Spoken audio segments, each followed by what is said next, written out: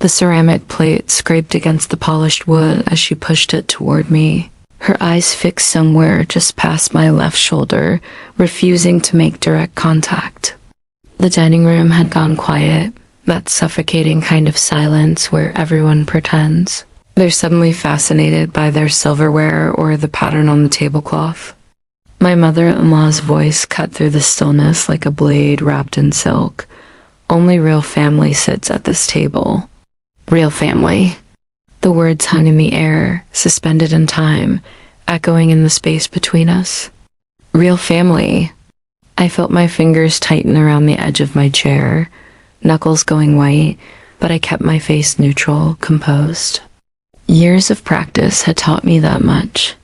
Real family.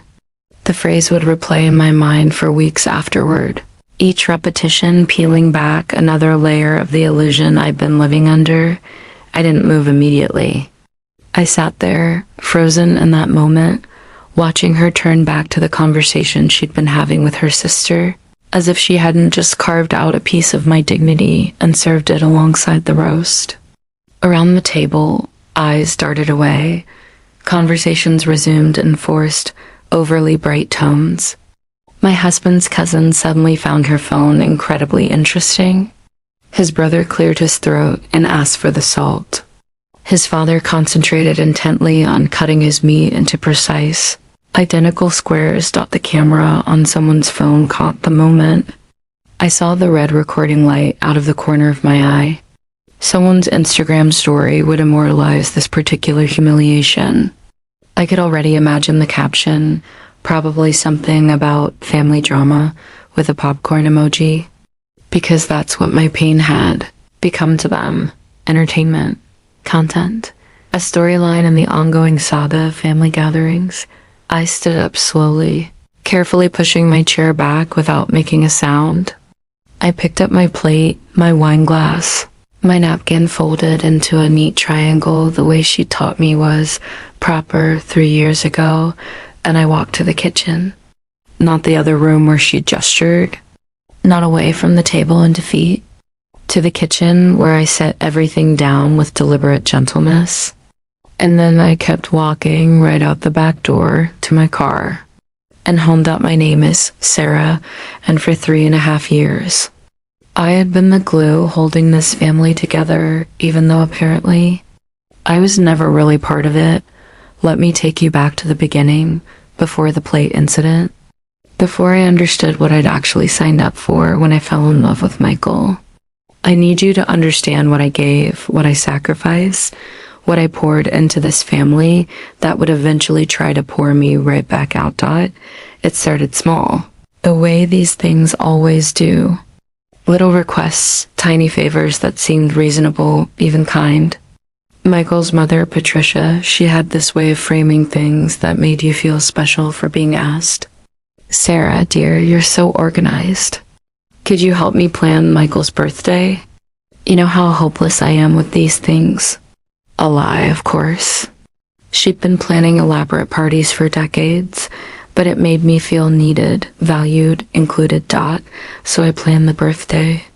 I researched venues, compared prices, created spreadsheets with timelines and shopping lists.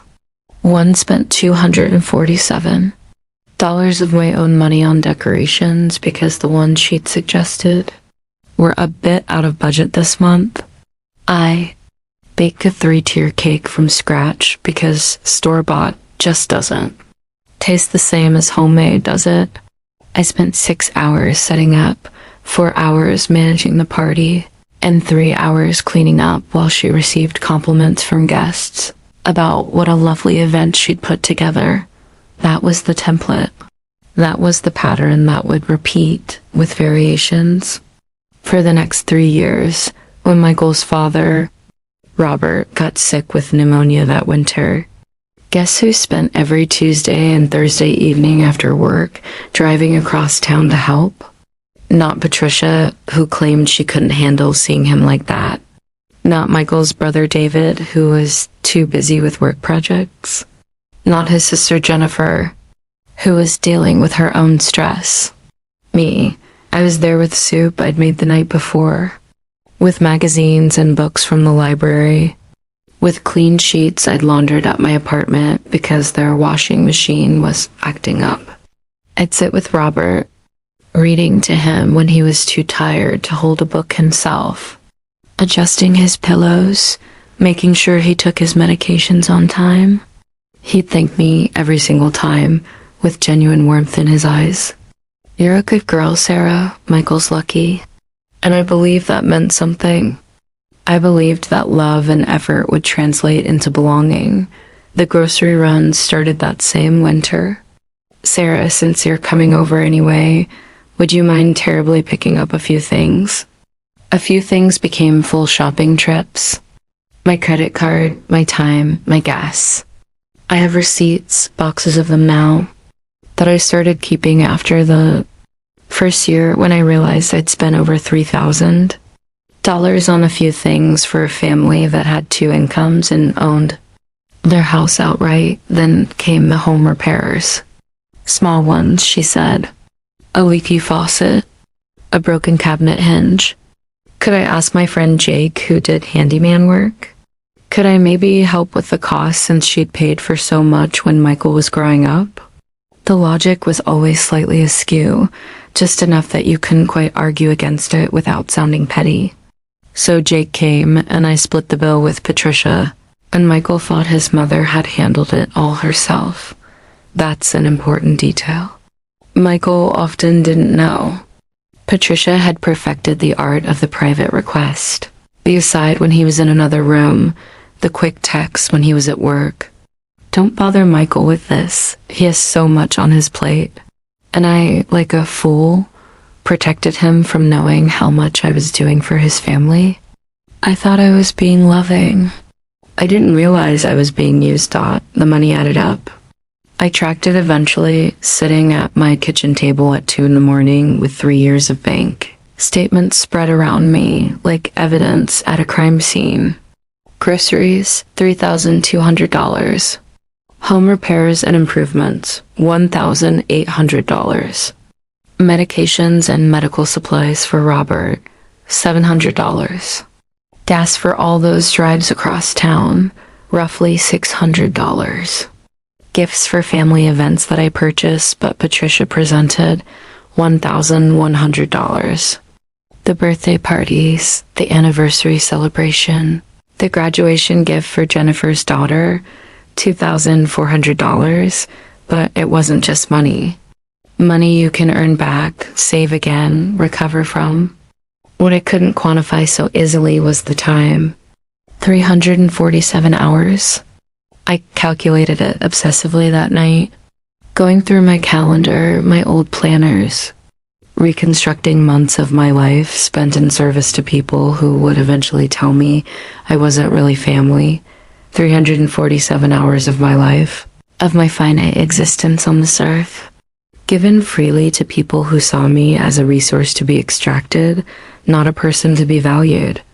Hours I could have spent on my own career, my own friendships, my own hobbies and growth and joy. Hours I gave because I thought that's what family did. That's what love looked like.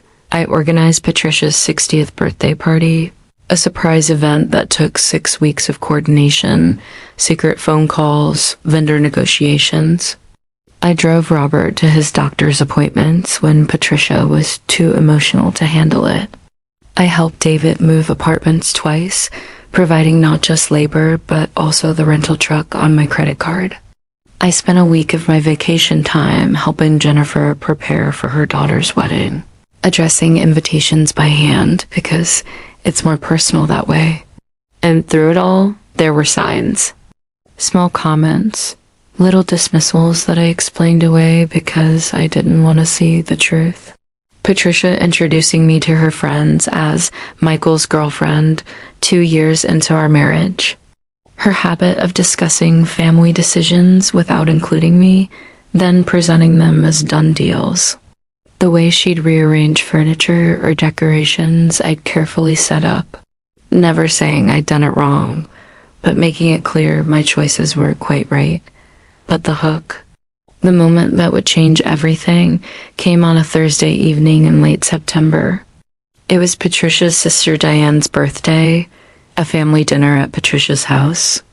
I'd brought a homemade apple tart, Patricia's favorite, still warm from my oven.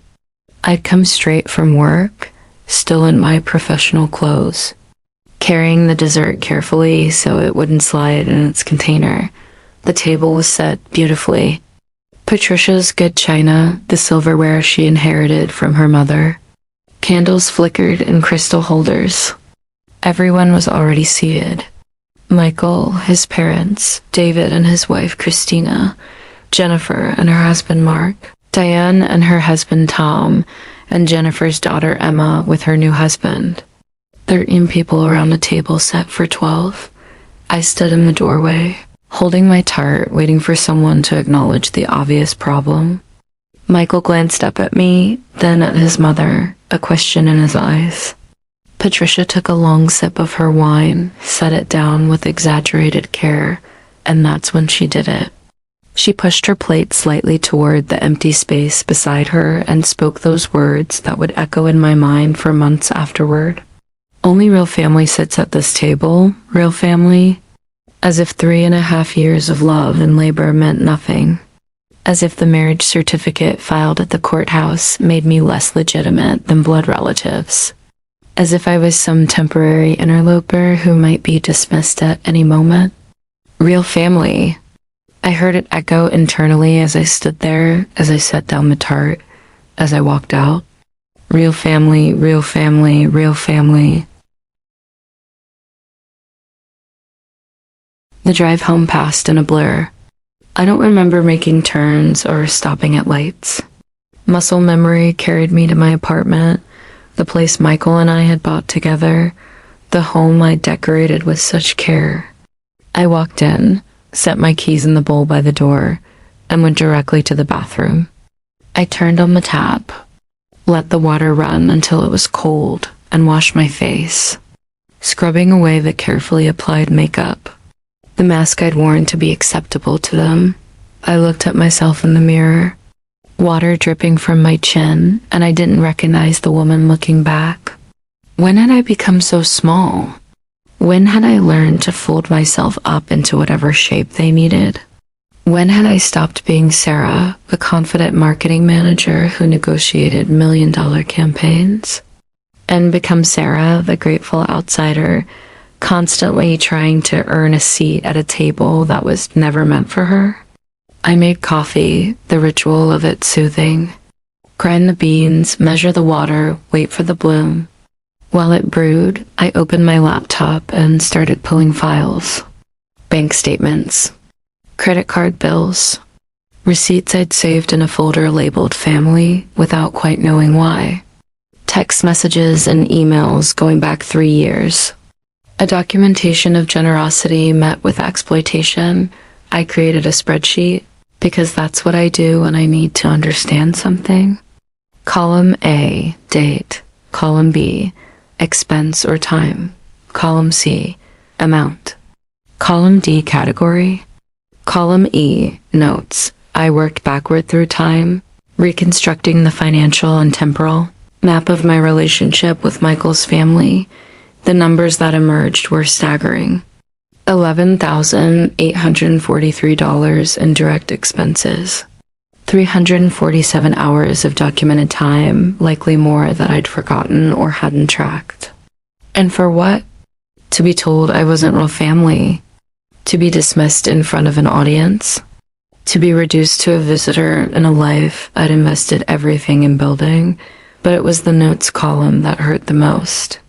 Patricia said this would mean so much to Robert. Michael mentioned his mom was stressed about money this month. Wanted to help because family helps family. Thought this would show them I belong.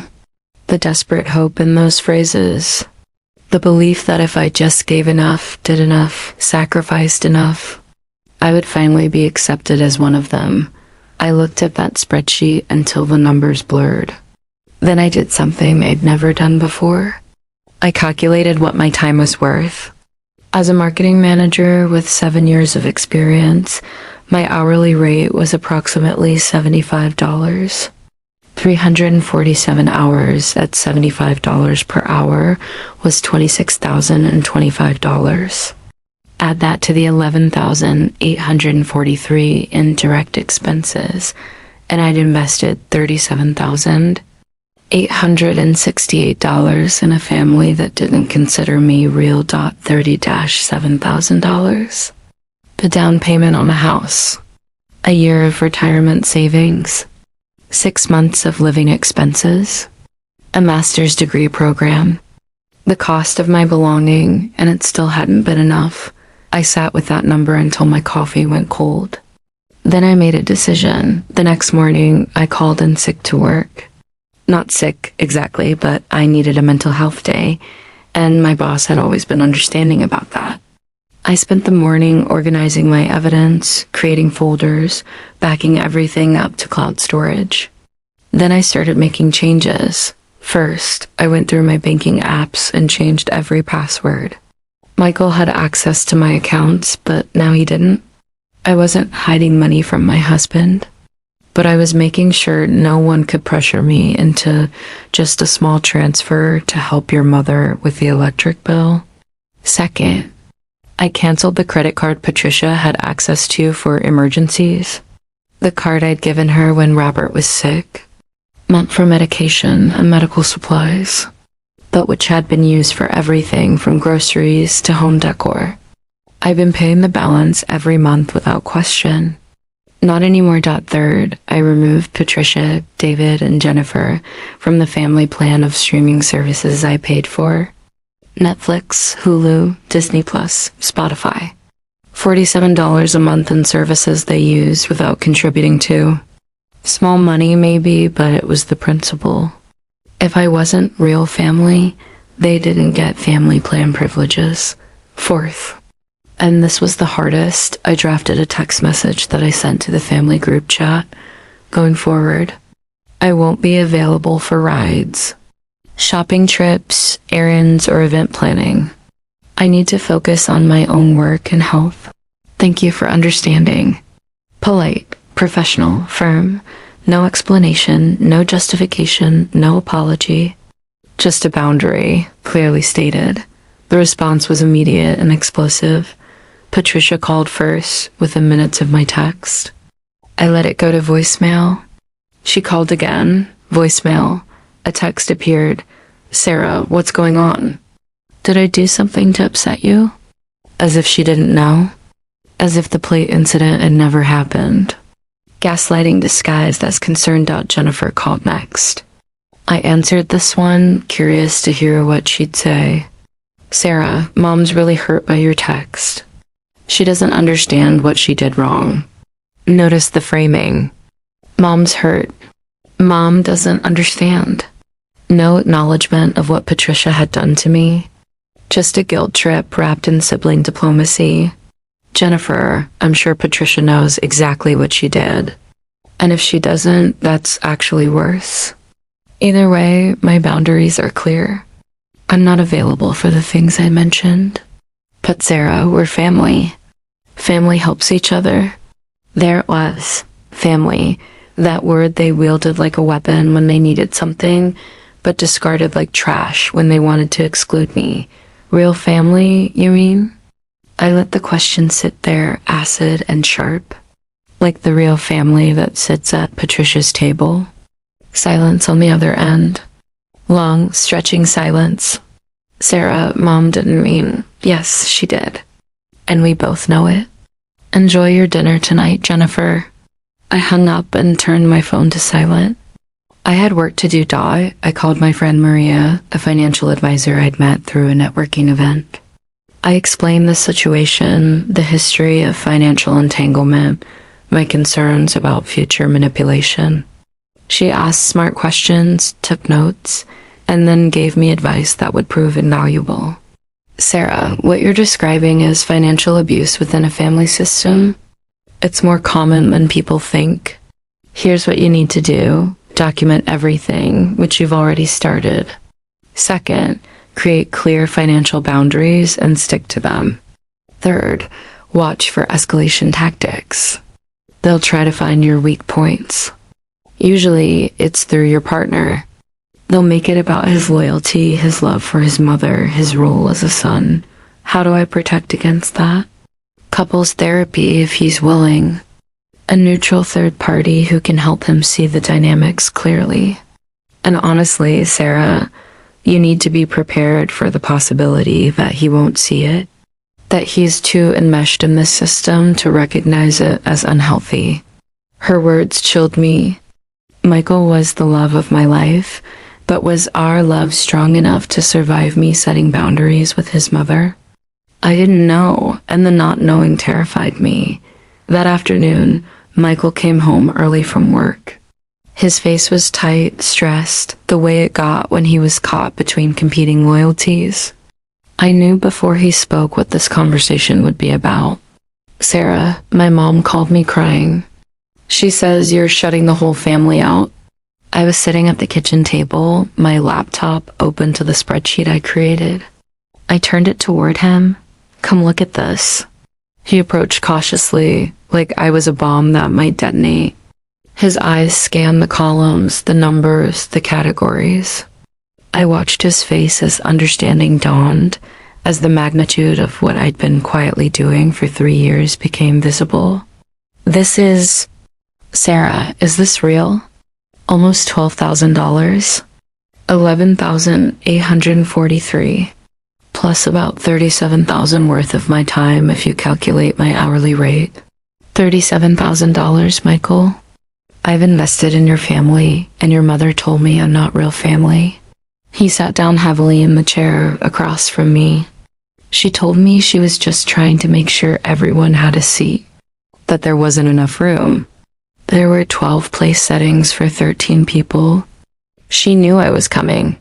She deliberately didn't plan for me. And then she humiliated me in front of everyone, and someone filmed it for social media. Your family laughed, Michael. They watched me be dismissed, and they laughed. I didn't laugh. But you didn't defend me either. You didn't stand up and say, Mom, my wife is real family, and she deserves a place at this table. You looked uncomfortable and changed the subject. He flinched because it was true. We sent the letter via certified mail, requiring signature confirmation. Patricia signed for it on a Tuesday morning. By Tuesday afternoon, my phone was flooded with messages from extended family members I barely knew, all telling me I was tearing the family apart, that Patricia was devastated, that I should be ashamed of myself that the flying monkeys had been deployed. That's what Dr. Chen called them. People who do the abuser's bidding without understanding the full context. Aunts, uncles, cousins, family friends, all suddenly very concerned about Michael's relationship with his mother, all parroting Patricia's version of events. I blocked most of them. The ones I didn't block, I sent a simple response. Thank you for your concern. This is a private matter between Michael, Patricia, and myself. We're working with a professional therapist and don't need outside intervention. Copy, paste, send. Emotional labor minimized. But the campaign worked on some level. Michael was stressed, guilty, second-guessing himself constantly. What if we're being too harsh? He'd ask. What if she really doesn't understand what she did wrong? Michael, I'd say, pulling up the evidence folder that had become my constant companion. She filed a false police report against me. She tried to have me arrested. That's not a misunderstanding. That's malice. He'd nod, but the guilt remained. That's the thing about enmeshment and family systems. Even when you intellectually understand the dysfunction, your emotional wiring takes years to reprogram. Michael was doing the work, showing up to therapy, holding the boundaries, but I could see the cost it extracted from him daily. Meanwhile, I was focusing on reclaiming my life. I'd lost myself somewhere in those 3.5 years of trying to earn a place in Michael's family. I'd stopped seeing friends as frequently, stopped pursuing hobbies, stopped investing in my own growth. Everything had been channeled into the black hole of Patricia's needs, Now, I started rebuilding. I joined a book club with coworkers. I signed up for a pottery class I'd been eyeing for years. I started running again, something I'd loved in college but abandoned when time became a resource I was expected to donate to Michael's family. I scheduled monthly dinners with my own friends, actual friends who knew me and valued me, not people I was performing for, and something interesting happened. My life got better, measurably, noticeably better. I had more energy. I was sleeping better. My work performance improved, and my boss noticed. Putting me up for a promotion I might not have been ready for 6 months earlier. When I was depleted and running on empty, I came home one evening with flowers I'd bought for myself. Bright sunflowers that made me smile. I arranged them in a vase, made myself a nice dinner, poured a glass of wine, and sat on my balcony watching the sunset. Michael came out and sat beside me. "You seem happy," he said. "I am happy. Happier than I've been in years. Because of the boundaries. Because I'm not constantly trying to earn something that was never going to be freely given. Because I'm investing in myself instead of in people who saw me as a resource. Because I'm living my life instead of servicing someone else's needs." He was quiet for a long moment. "I'm sorry I didn't see it sooner. I'm sorry I let her treat you that way. You were in it, Michael. When you're in a system, you can't see the system. That's how systems work." We clinked glasses, toasting to new beginnings, to healthier patterns, to the life we were building together outside of Patricia's control. But Patricia wasn't finished. About 6 weeks after we'd sent the boundary letter, Michael's cousin Kelly reached out. Kelly was Jennifer's daughter, the one who'd filmed the plate incident at the dinner. She asked if she could meet me for coffee. I was hesitant but curious. Kelly was 24, recently graduated from college, smart and observant in the way young people are before life beats the awareness out of them. We met at a coffee shop far from both neighborhoods, neutral territory. "I need to tell you something," Kelly said, stirring her latte nervously. "About Grandma Patricia." "Okay." "That dinner, the one where she told you that you weren't real family. I filmed it. I posted it on Instagram. It was supposed to be funny, you know? Family drama, whatever. But then I actually watched it again, and I saw your face. And I realized it wasn't funny. It was cruel." "Kelly, let me finish." I started thinking about other things I'd seen. How Grandma treats Christina like she's stupid even though Christina's a nurse and obviously smart. How she used to talk about Uncle David's first wife, making her sound like this monster when, from what I remember, Lauren was actually nice. How she's been talking about you since you set boundaries, making you sound crazy and controlling. Kelly pulled out her phone. I started documenting, recording conversations when she didn't know, keeping screenshots of texts. I have proof of her lying about you, Sarah, straight up lies. She told her church group that you stole money from her, and that's why she filed a police report. She told the neighbor that you're keeping Michael prisoner in your apartment. She told my mom that you threatened her physically. My hands went cold. She said I threatened her? Yeah, said you got in her face and scared her. Which I know is bullshit because I've met you like 20 times, and you're probably the most calm, controlled person I know. But that's what she's telling people. Why are you telling me this, Kelly? Because it's wrong. And because I think she's done this before and gotten away with it. Because everyone just accepts her version of reality. But I'm not going to be part of it anymore. I'm not going to watch her destroy another woman and stay silent. Kelly sent me the files. Hours of recordings, dozens of screenshots. Patricia contradicting herself, telling different stories to different people, manufacturing narratives that bore no resemblance to truth. In one recording, she told Jennifer that I'd never contributed anything to the family. In another, she admitted I'd been too helpful and made everyone else look bad. The evidence was damning. But more than that, it was freeing. I'd been starting to doubt myself, wondering if maybe I was overreacting. Maybe I was being too sensitive. Maybe I was the problem. This documentation proved I wasn't. It proved that Patricia was systematically lying, manipulating, and distorting reality to maintain her victim narrative. I showed everything to Michael and Dr. Chen. Michael looked physically ill as he listened to his mother's voice on the recordings. Hearing her lie so easily, so convincingly. "She's not going to change," Dr. Chen said gently. "People like Patricia don't change because they don't think they're doing anything wrong. In her mind, she's the victim of an ungrateful daughter-in-law and a disloyal son. She'd tell that story until the day she dies." "So, what do we do?" Michael asked. "You've already done it. You've set boundaries. You've protected your marriage. Now you live your life. You don't try to convince her or change her mind. You don't defend yourselves to every person she spreads lies to. You just live well and let your actual life speak for itself." It was hard advice to follow, but it was the right advice. We stopped responding to the flying monkeys. We stopped checking in with family members to see what Patricia was saying about us. We stopped caring about her narrative because we couldn't control it anyway. And then, after 3 months of low contact, came the event that would change everything.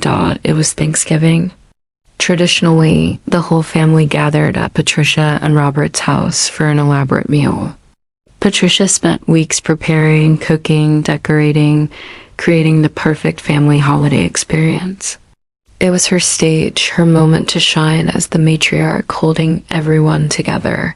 This year, Michael and I didn't go. We'd already told Patricia we wouldn't be attending, that we'd be having our own quiet Thanksgiving. She'd responded with her usual guilt trip messages, but we'd held firm. Instead, we invited my family and a few close friends. I cooked dishes I actually enjoyed making, not Patricia's traditional menu that no one particularly liked, but everyone pretended was amazing. We laughed, told stories, played board games, and had a genuinely wonderful time. One posted a few photos on Instagram, nothing pointed or aggressive, just genuine moments of joy with people who actually cared about me. Meanwhile, at Patricia's house, disaster was unfolding, and we heard about it from multiple sources afterward. Patricia had planned an elaborate meal as always. Turkey, ham, 7 side dishes, 3 pies. Enough food for 20 people. She'd sent out invitations weeks in advance. But this year, something went wrong. David and Christina canceled last minute.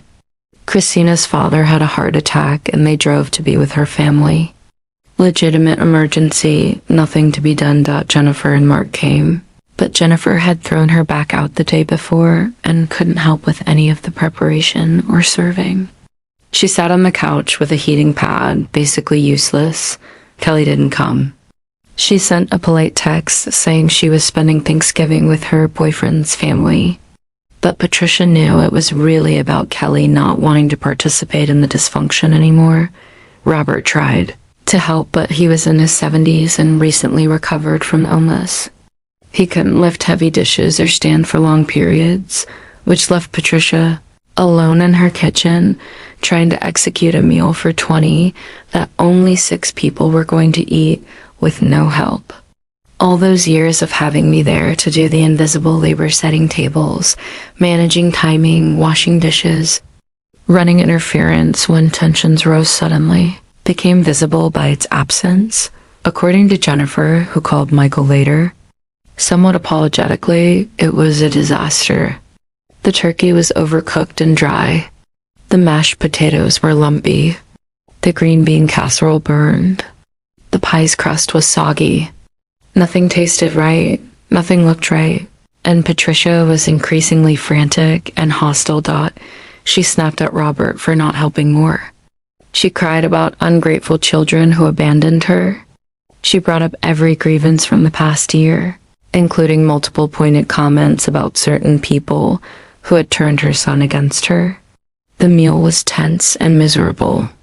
They ate quickly and left early, everyone making excuses about prior commitments or not feeling well. Patricia was left with mountains of mediocre food, dirty dishes piled everywhere, and the undeniable reality that her family, without coercion and an obligation, didn't actually want to spend time with her. Jennifer's call to Michael was illuminating. I never realized how much Sarah did, she admitted. The holidays always seemed to just happen, you know?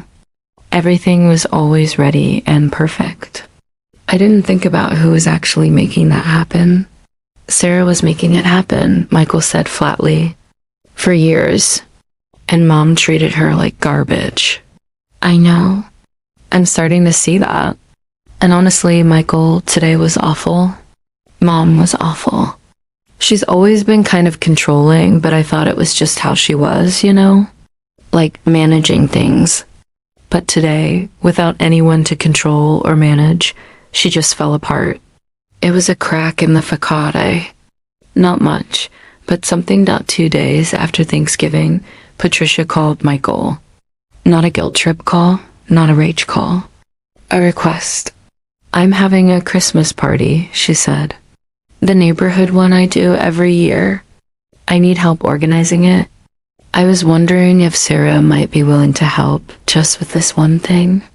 I'll pay her for her time. Michael put her on speaker so I could hear. Mom, Sarah isn't available for hire to manage your events. If you want her help with something, you need to rebuild the relationship first. And that starts with an actual apology for what you said and did. Silence on the other end.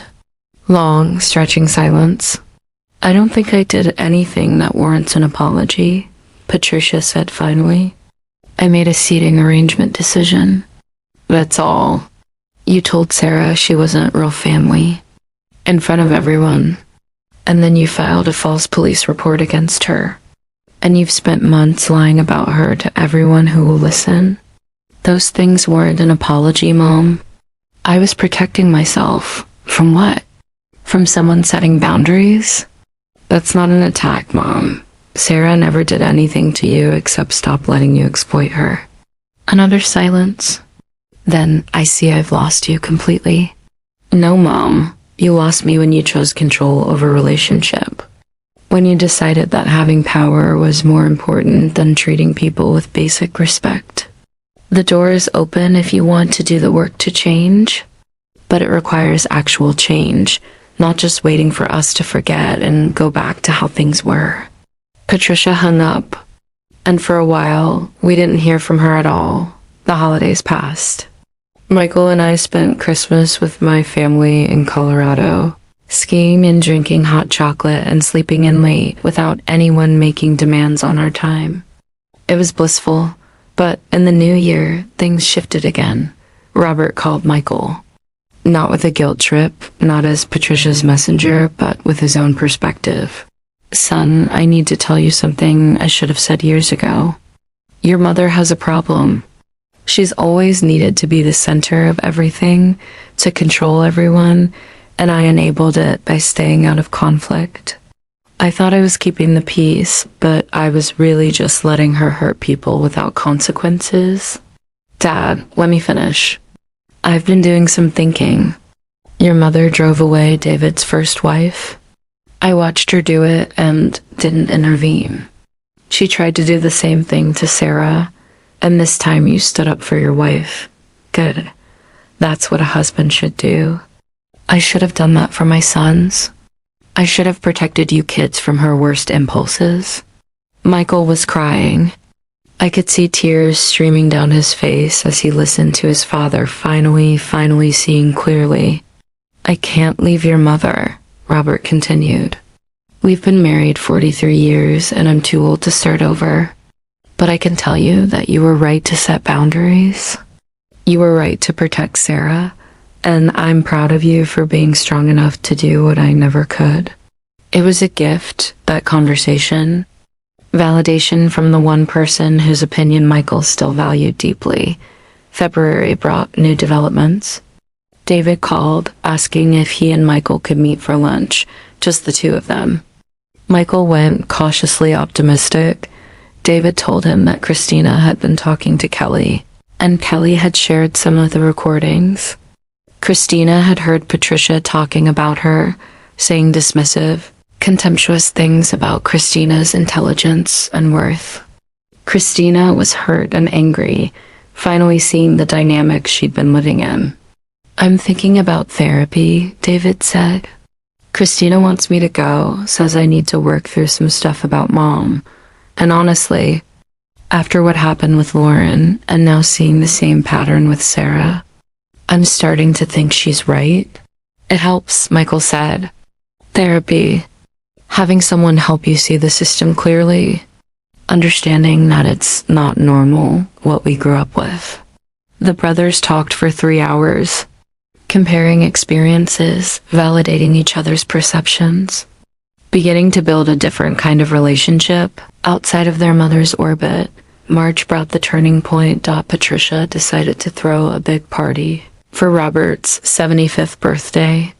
She'd always loved hosting parties, and this was supposed to be her comeback, her proof that she was still the beloved matriarch of a thriving family. She planned everything meticulously, rented a venue, hired a caterer, sent formal invitations. She needed it to be perfect, but perfection requires logistics, and logistics were never Patricia's strong suit. She'd always had someone else managing the details. While she took credit for the vision, the venue reservation got messed up because Patricia hadn't paid the deposit on time. The caterer needed final headcount 2 weeks in advance, but Patricia kept changing her mind about who was invited.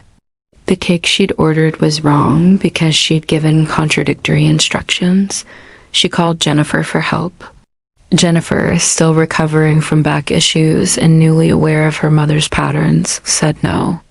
She'd come to the party, but she couldn't organize it. She called David. David, in therapy and setting his own boundaries, said he'd contribute money but not time. He was busy with work. She couldn't call Michael because she knew he'd say no. And she couldn't call me because she'd burned that bridge completely. So Patricia tried to do it all herself. And she drowned. The day before the party, she called Michael in a panic. Things were falling apart. The venue had double booked and was trying to move them to a smaller room. The caterer was threatening to cancel because Patricia was still changing menu items. Half the family hadn't RSVP'd, and she didn't know how many people to plan for. "I need help," she said, and for the first time there was no manipulation in her voice. Just genuine desperation. "Mom, I can make some phone calls for Dad's sake, but I need something from you first." "What?" "An apology to Sarah, a real one. Not an 'I'm sorry you felt that way' non-apology. An actual acknowledgement of what you did and said." "Michael, this isn't the time. Then I can't help you. The price of my labor is respect for my wife. That's the deal." He hung up. I stared at him, shocked. He'd never been that direct, that firm with her before. "Did I do the right thing?"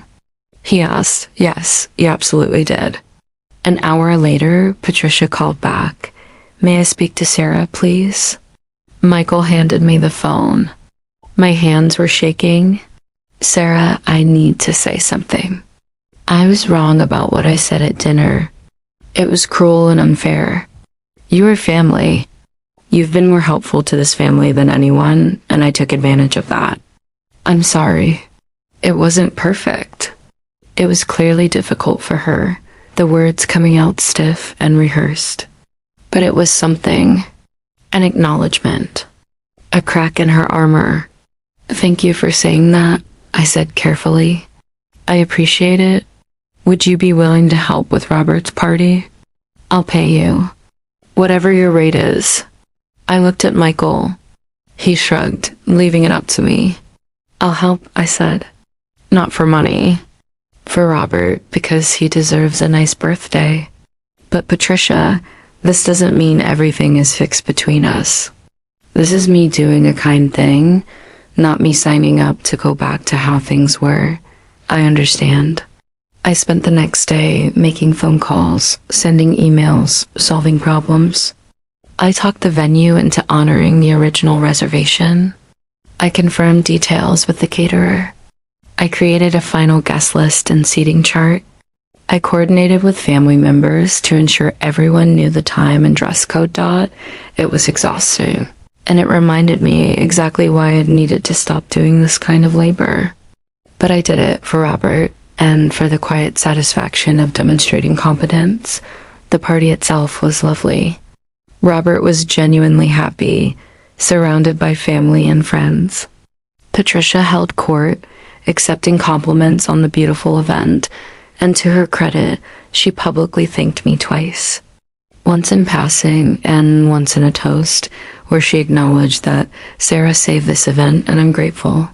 It wasn't everything, but it was something. After the party, things shifted into a new equilibrium. Patricia didn't become a different person overnight. Personality patterns that entrenched over decades don't just disappear.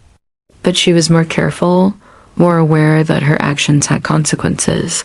We settled into a pattern of limited contact. We'd see Patricia and Robert once a month, always at neutral locations or their house, never ours.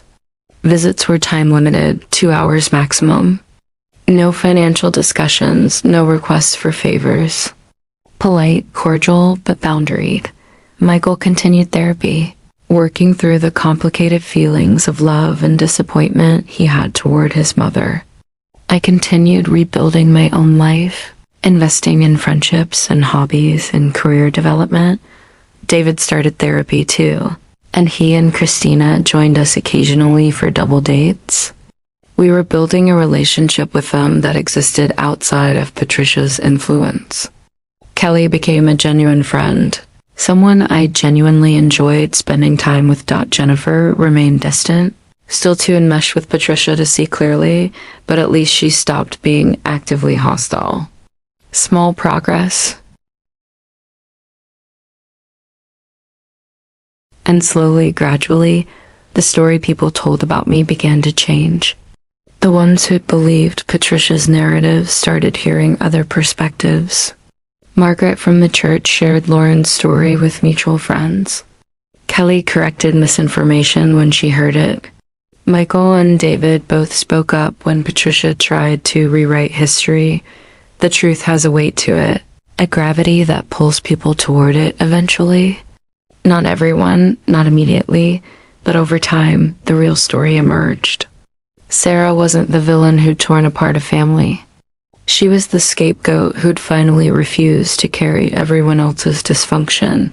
6 months after Robert's party, I got an unexpected message on Facebook. It was from Lauren, David's first wife, the woman who'd been erased from family history. I heard through the grapevine what happened with you and Patricia. I just wanted to reach out and say, I'm sorry you went through it, and I'm proud of you for standing up for yourself. I wasn't strong enough to do that. I let her chase me away, but you stayed and fought for your marriage and your dignity. That takes courage. We ended up talking on the phone for 2 hours. She shared her story, I shared mine, and we marveled at the identical tactics, the same playbook Patricia had run. It was validating and horrifying in equal measure. Are you happy now? I asked her. So happy. My husband now is amazing. My in-laws actually treat me like family. I have 2 beautiful kids. Getting out of that situation was the best thing I ever did, even though it was the hardest thing too. Do you regret the years with David? She was quiet for a moment. I regret not seeing clearly sooner. I regret letting Patricia make me feel small. But I don't regret the experience because it taught me what I wouldn't accept in my life. It taught me that not all families are healthy, and that's okay. You're allowed to walk away from toxicity, even when it's wearing a name tag that says family. Her words stayed with me. A year after the plate incident, Michael and I were having dinner at our favorite restaurant, celebrating our 4th wedding anniversary.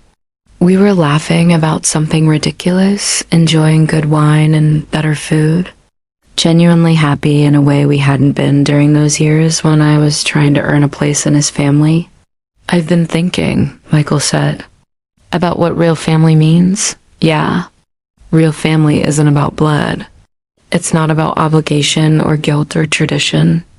Real family is the people who see you clearly and love you anyway.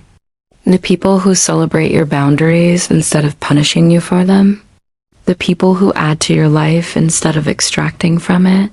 He reached across the table and took my hand. "You're my real family, Sarah. You always were. I'm sorry it took me so long to choose you over a system I was born into."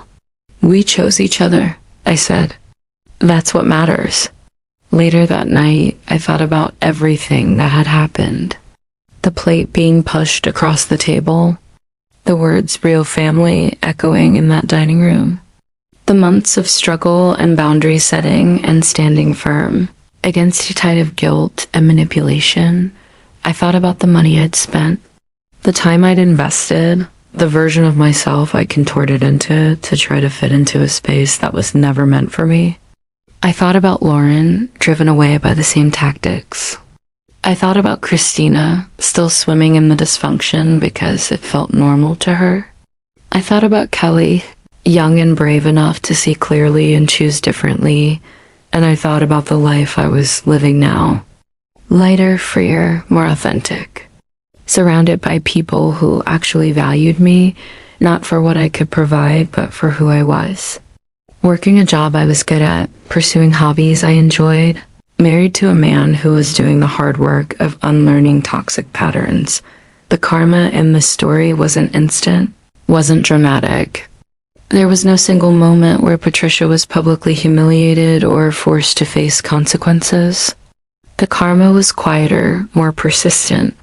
It was the slow realization that her need for control had cost her relationships, that her inability to treat people with basic respect had left her isolated and dependent on the very people she'd tried to dominate. Patricia still had her house, her husband, her church community. She still hosted holidays and threw parties. But the easy supply of free labor had dried up. Her children came around, but with walls up, with time limits, with firm no's when she overstepped. The unconditional supply of attention and service and sacrifice was gone, and me? I was thriving, not because I'd destroyed Patricia or gotten revenge, but because I'd stopped participating in a system that was killing me slowly. Because I'd chosen myself. Because I'd learned that blood doesn't make. Family behavior does. The real victory wasn't seeing Patricia suffer consequences. It was building a life I didn't need to escape from. It was waking up in the morning without a knot of anxiety about what favor would be asked of me that day. It was having energy for my own dreams instead of everyone else's demands. It was being married to a man who was learning to see me clearly and choose me consistently. That's the truth about family dysfunction and the karma that follows it. The people who exploit and manipulate don't always face dramatic downfalls. Sometimes they just slowly realize they're alone, surrounded by people who show up out of obligation rather than genuine affection. They get older and wonder why their phone doesn't ring much anymore. They throw parties that are well attended but lack warmth. They have all the trappings of family without any of the true connection. Meanwhile, the people who set boundaries, who choose health over harmony, who walk away from toxicity, we build something better. We create chosen families with people who actually see us. We invest our energy in relationships that give as much as they take. We stop performing and start living. 2 years after the plate incident, I was promoted to senior director at work. Michael completed his therapy program and maintained healthy boundaries with his mother. David divorced Christina, who'd ultimately chosen enmeshment over growth, and started dating someone new, someone from outside the family system who had no preconceived notions about who he was supposed to be.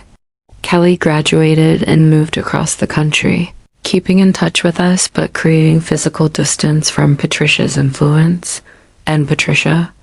She was still Patricia, still manipulative, still controlling, still unable to see her own role in the distance that had grown between her and her children. But she was also more careful, more aware that overt cruelty had consequences. She'd learned to moderate her behavior. Even if she hadn't changed her fundamental nature, Robert pulled me aside at a family gathering once, about 18 months after everything fell apart, and then recalibrated. "I want you to know something," he said quietly. "What you did standing up for yourself, refusing to accept mistreatment, it changed this family. My sons are stronger for it. They're learning to have boundaries, to say no, to prioritize their own well-being. That's because of you, Sarah, because you showed them it was possible." I hugged him, this kind man who'd been too weak to stand up to his wife, but was at least honest about it. "Thank you, Robert. That means a lot." Looking back now, I can see the whole arc of it. The slow exploitation disguised as family obligation. The escalating demands hidden behind loving language. The humiliation when I finally wasn't useful enough to tolerate. The backlash when I set boundaries. The smear campaign when I wouldn't back down. And finally, the grudging acceptance that I wasn't going away. Wasn't going to be driven out like Lauren. Wasn't going to submit like Christina. If I could go back and talk to the Sarah who stood in that dining room with a plate being pushed toward her, I'd tell her a few things. First, you're not crazy. Your perceptions are accurate. This is exploitation, and it's wrong. Second, it's going to be hard. Standing up for yourself always is, especially against people who've had years to perfect their manipulation tactics. Third, you're going to lose some people. Some family members will never see your side.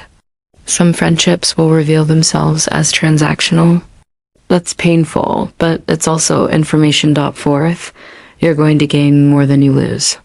Authenticity, self-respect, genuine relationships, peace. These things are worth fighting for. And fifth, you're stronger than you think. You're going to survive this. You're going to build something beautiful on the other side. The phrase, real family, doesn't sting anymore when I hear it. I've redefined it for myself. Real family is the people who show up consistently with kindness. Real family is the people who respect your boundaries. Real family is the people who value your well-being as much as their own needs. Real family is built through behavior, not biology. Michael and I are talking about having kids someday. When we do, they'll grow up seeing healthy boundaries modeled. They'll see their parents prioritize their marriage over extended family drama. They'll learn that love without respect isn't really love at all. They'll understand that family is what you build, not just what you're born into. And if Patricia wants to be part of their lives, she'll have to demonstrate that she can treat people well. Not perfectly, no one's perfect, but consistently, respectfully, with genuine care for someone other than herself. If she can't do that, she'll have limited access to her grandchildren, because the cycle stops here. The exploitation ends with my generation.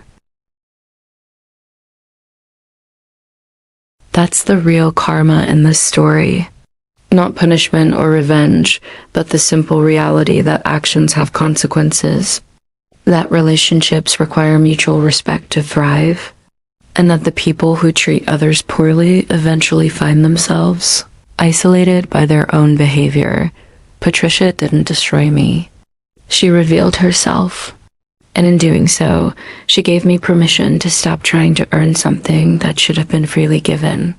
She showed me that I was strong enough to stand alone if necessary, that I didn't need her approval to know my own worth. The plate she pushed across the table that September evening wasn't meant to be a gift, but it became one anyway. It was the catalyst I needed to finally see clearly, to stop making excuses, to choose myself for the first time in years. So now, when someone asks me about family, about in-laws, about difficult relationships, I tell them this: real family proves itself through actions, not through titles. Blood relation doesn't grant unlimited access to your time, money, or peace of mind. You are allowed to set boundaries with anyone, even parents and in-laws. You are allowed to walk away from toxicity, even when it's wearing the mask of tradition.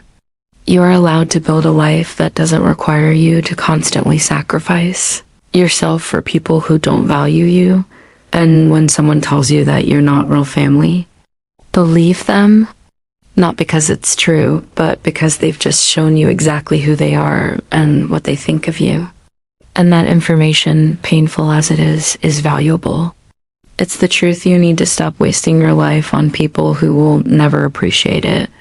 I look at my life now, my thriving career, my healthy marriage, my genuine friendships, my hobbies and interests and dreams, and I'm grateful. Not grateful for the abuse and exploitation, but grateful for the strength I found to stand up against it.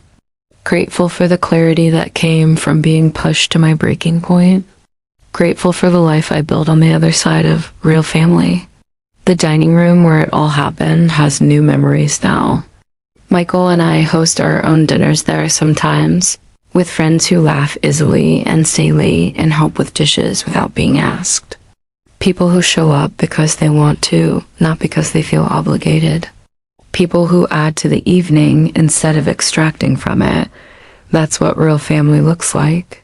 Not a plate being pushed across a table in rejection, but a table extended in genuine welcome. Not extraction disguised as intimacy, but actual connection built on mutual respect. Not the title of family used as a weapon, but the reality of family expressed through consistent kindness. So if you're reading this and you recognize yourself in my story, if you've been the one giving and giving while being told it's never enough, if you've been working yourself to exhaustion trying to earn a place that should have been yours by right, if you've been told you're not real family by people who've been treating you like an unpaid servant, I want you to know something. You deserve better. You always deserve better. And it's not too late to choose yourself. Set the boundary. Say no. Walk away if you have to. Protect your peace, your time, your money, your energy. Stop trying to earn love from people who see you as a resource. Stop performing for an audience that will never applaud. Build your own table. Fill it with people who see you clearly and love you genuinely. Create your own definition of family based on behavior, not biology. And when someone tries to tell you that you're not real family, thank them for the clarity and walk away toward a life that actually values you. That's where the real story begins. Not in the rejection, but in what you build after you stop accepting it. Not in the hurt, but in the healing. Not in their definition of family, but in yours. Real family sits at the table you build for yourself, with people who chose you as much as you chose them. Real family respects your boundaries and celebrates your growth. Real family adds to your life instead of depleting it. Everything else is just people who happen to share your DNA. And that, as I learned the hard way, is not the same thing at all. Both knew it was true. What do you want me to do, Sarah? I want you to see what I see. I want you to understand that your family has been using me, and when I finally draw a boundary, I'm the bad guy. I'm the one who's shutting them out and being difficult, not your mother who's been manipulating me for years. We talked for hours that night. It was hard, painful conversation, the kind that feels like surgery without anesthesia. Michael was defensive at first, then angry, then finally, slowly, something like understanding began to dawn.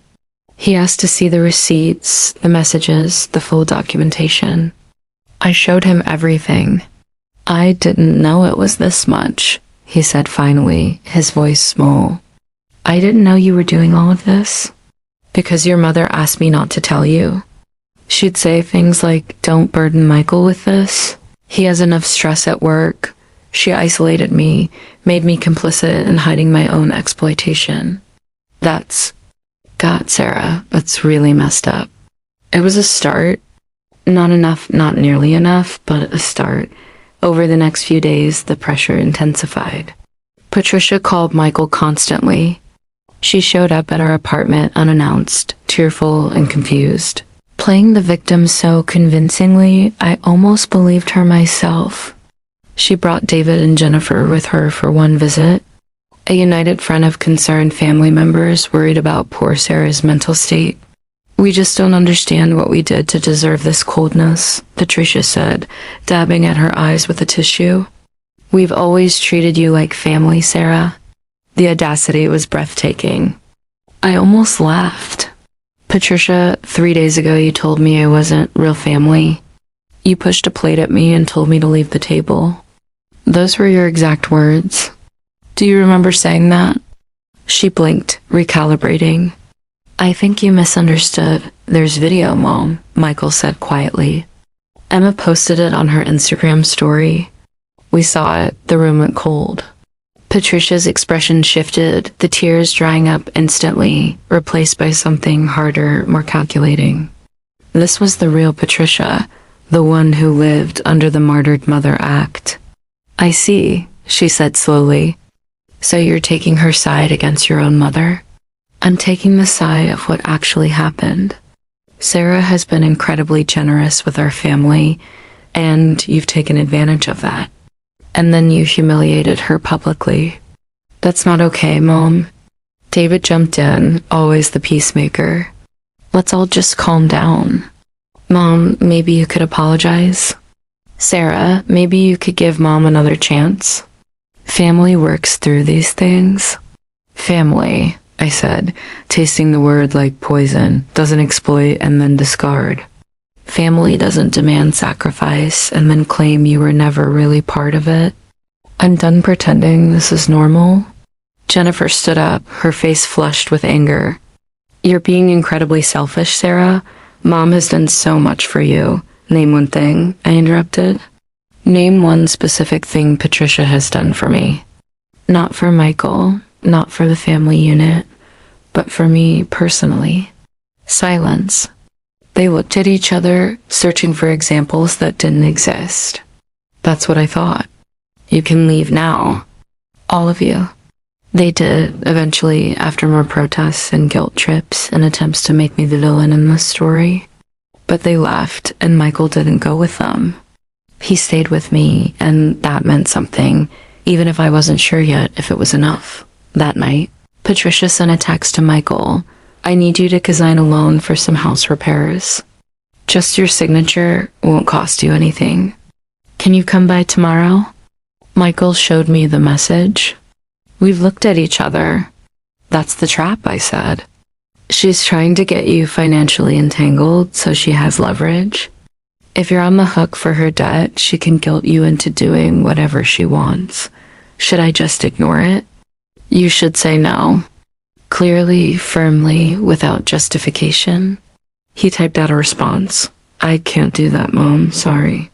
3 dots appeared, disappeared, appeared again. "Finally, I'm disappointed in you. I raised you better than this." The guilt trip, right on schedule. But Michael turned off his phone and we had dinner together. Just the two of us, and it felt like maybe we were building something new. Something healthier on the ruins of what had come before. The next week brought new tactics. Patricia called Michael's office, claiming there was a family emergency. When he called back in a panic, she asked if he'd thought more about the co-signing. There was no emergency. It was manipulation, pure and simple. She sent friends from their church to talk to Michael about honoring his mother. They showed up full of concern and Bible verses about respecting parents, with no interest in hearing about the actual dynamics at play. Michael politely but firmly told them this was a private matter. She started a whisper campaign. We heard it secondhand from mutual friends. Patricia was telling everyone who would listen that I had turned Michael against his family, that I was controlling, isolating him, that I was the problem. Classic Darvo, deny, attack, reverse victim and offender. The version of events spreading through their social circle bore no resemblance to reality. According to Patricia, she'd made an innocent seating arrangement mistake. and I'd exploded irrationally, cut off the whole family, and was now holding Michael hostage with threats and ultimatums. I was the villain in her version, the ungrateful daughter-in-law who'd shown her true colors. My friend Lisa, who knew Patricia through a community organization, called me after a particularly vicious coffee clutch. "Sarah, I need you to know what she's saying. She's telling people you're financially abusing Michael, that you're tracking every penny he spends on his family, that you're trying to drive a wedge between him and his mother so you can have total control." The projection was stunning. Patricia was accusing me of exactly what she'd been doing to me for 3 years. Do people believe her? I asked, though I wasn't sure I wanted to know the answer. Some do. She's known in the community, been part of that church for decades. You're newer, more private. But Sarah, some of us see through it. Margaret said she remembered Patricia treating her previous daughter-in-law the same way before David divorced her. There's a pattern here. That was new information. David's first wife, Lauren. I'd heard she existed, but never met her, never heard much about her. The family didn't talk about her. Do you think Margaret would talk to me? I asked. I'll ask her. 2 days later, I met Margaret for coffee at a neutral location downtown. She was in her 60s, with kind eyes and the weary wisdom of someone who'd seen too much family drama to be shocked by anything. "I'm glad you reached out," Margaret said. "I've watched Patricia operate for 20 years, and what she did to you is exactly what she did to Lauren, David's first wife. Exactly the same playbook. Tell me everything." And she did. Margaret told me about Lauren, who'd been married to David for 4 years before the marriage collapsed. How Patricia had welcomed her enthusiastically at first, then slowly began making demands. Small favors that grew larger, financial contributions that became expected, time and energy extracted under the guise of family obligation. Lauren was an intensive care nurse, Margaret said. She worked 12-hour night shifts, exhausting work, life and death stress. But Patricia would call her during the day, waking her up, asking her to run errands or help with house projects. When Lauren tried to set boundaries, Patricia turned the family against her, made her out to be selfish and uncaring. What happened?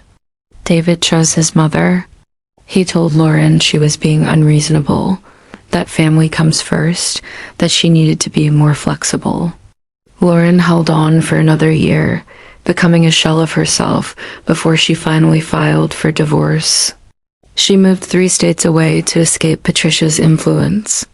Last I heard, she's remarried, has 2 kids, and won't speak to anyone from that time in her life. My hands were shaking as I held my coffee cup. This was me. This was my future if I didn't hold the line. How did David end up with Christina? Margaret smiled grimly. Christina's different. She came from a big, enmeshed family herself, so Patricia's behavior seems normal to her. Plus, Christina doesn't have much money, so there's nothing for Patricia to extract financially. And Christina's very submissive, very eager to please. She's the perfect daughter-in-law from Patricia's perspective. Someone who won't challenge or resist. I thought about Christina, always quiet at family gatherings, always agreeing with whatever Patricia said, never offering opinions of her own. I thought she was shy. Now I wondered if she'd just learned that having opinions got you labeled as difficult. Has Patricia done this to Jennifer too? Jennifer's the golden child. Only daughter, and she learned early how to manage her mother by becoming an extension of her. Jennifer parrots Patricia's opinions, backs up her narratives, serves as her lieutenant. In exchange, she's protected from the manipulation. The pattern was clear. Patricia needed control, needed to be the center of her children's lives.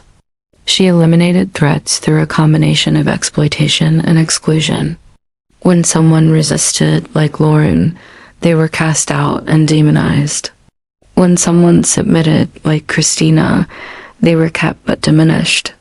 When someone allied with her, like Jennifer, they were elevated but remained dependent, and I had been marked as a threat because I had resources, autonomy, and a close relationship with Michael. I had to be brought to heel or driven out. What should I do? I asked Margaret. Hold your boundaries. Document everything. Don't let her isolate you from Michael. And honestly, Sarah, be prepared for the possibility that this doesn't end well. Patricia's been running this family system for 40 years. She's not going to change, and anyone who challenges her becomes the enemy. I left that coffee meeting with a strange mix of validation and dread. Validation because now I knew I wasn't crazy, wasn't overreacting, wasn't being too sensitive. This was a pattern, a system, a long-standing dysfunction that had claimed at least one victim before me. But dread because the road ahead looked so difficult, and I didn't know if my marriage would survive it. That night, I told Michael everything Margaret had said. He listened, his face growing paler as the story unfolded. I remember Lauren, he said finally. I liked her. She was smart and funny, and she seemed good for David. Then suddenly there was all this tension, and Mom said Lauren was being difficult, not understanding what family meant. David divorced her, and we never talked about her again. And now you see what actually happened. Yeah, God, Sarah, yeah. This is so messed up. My whole family is so messed up. He put his head in his hands, and I watched him grapple with the collapse of the narrative he'd believed his whole life. It's painful to see your family clearly, to recognize the dysfunction you've been swimming in like water.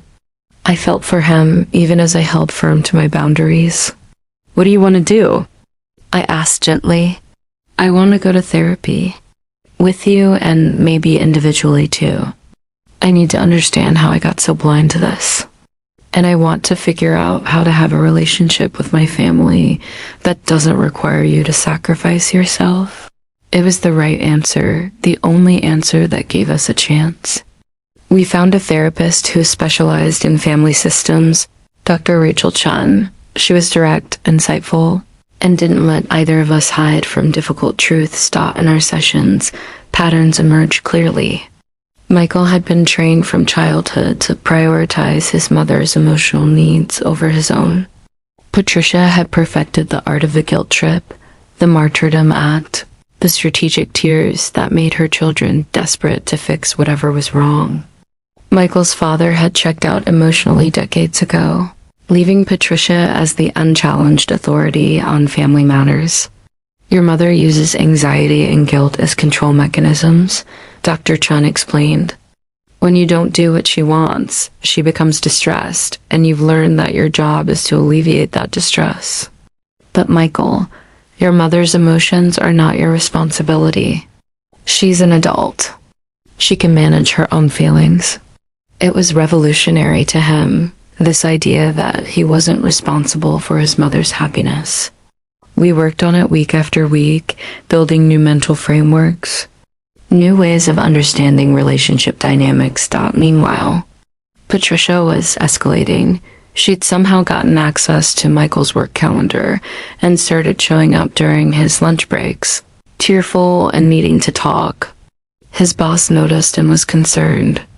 Michael had to have an awkward conversation explaining that his mother was going through something and he needed her. Blocked from building access, she sent letters to our apartment. Long handwritten screeds about sacrifice and motherhood and betrayal. They read like Victorian melodrama, full of phrases like, "After all I've done for you," and "a mother's love is apparently worth nothing these days." She got Robert to call Michael, his father's voice weak and sad, saying he didn't understand what had happened to their family. "Your mother is beside herself," Robert said. "Can't you just apologize and smooth this over?" Michael had to explain to his father, who'd mostly stayed out of family conflict his whole life, that there was nothing to apologize for, that boundaries weren't attacks. And then came the nuclear option. Patricia filed a police report claiming, I'd stolen money from her. Michael got the call from a detective asking him to come to the station to discuss allegations that his wife had fraudulently used a credit card belonging to his mother. We sat in that sterile interview room, hearts pounding, while a bored detective explained that Patricia was claiming that I'd made unauthorized charges, totaling over $3,000. I pulled out my folder. Of course I brought my folder. This is the credit card she's referring to, I said, showing the detective the documents. Patricia gave it to me in November 2021, with explicit permission to use it for her husband's medical expenses and emergencies. I have text messages confirming this. Here are copies of every charge I made, with receipts attached. Every single charge was for the purposes she specified, and I paid off the balance in full every month for 2 years from my own bank account, which I can also document. The detective looked over the evidence, looked at Patricia's report, and sighed the sigh of someone who dealt with family drama all day, every day. Ma'am, this appears to be a civil matter, not a criminal one. Mrs. Patricia Harrison gave you authorized access to her credit card. Even if she's now unhappy about charges made with that card, it's not theft. You might want to consider family mediation. The report was dismissed, but the damage was done. Patricia had tried to get me arrested, to give me a criminal record, to destroy my career and reputation. All because I'd stopped letting her exploit me. Michael was shaken to his core. She tried to have you arrested, he kept saying, like he couldn't quite believe it. My own mother tried to have my wife arrested over a credit card she gave you. That night, we made a decision. We would go low contact with Patricia. Minimal interaction, no financial entanglement, no private meetings. Visits would be in neutral locations, with other people present, time-limited and structured. We would be polite but distant, and we would build our own life, our own definition of family. Separate from the toxic system Michael had grown up in. Dr. Chen helped us draft a letter explaining the new boundaries. It was clear, specific, and unemotional. Due to recent events and ongoing patterns of behavior, we are implementing the following. Boundaries to 1. No unannounced visits to our home or workplaces. 2. No financial requests or entanglements of any kind. 3. No third-party communication through family or friends. 2. Circumvent direct communication. 4. No social media posts about us or our relationship without explicit permission. 5. Visits will be scheduled in advance at neutral locations for limited time periods. These boundaries are firm and non-negotiable. Attempts to violate them will result in further distance. We hope that with time and respect for these limits, we can build a healthier relationship.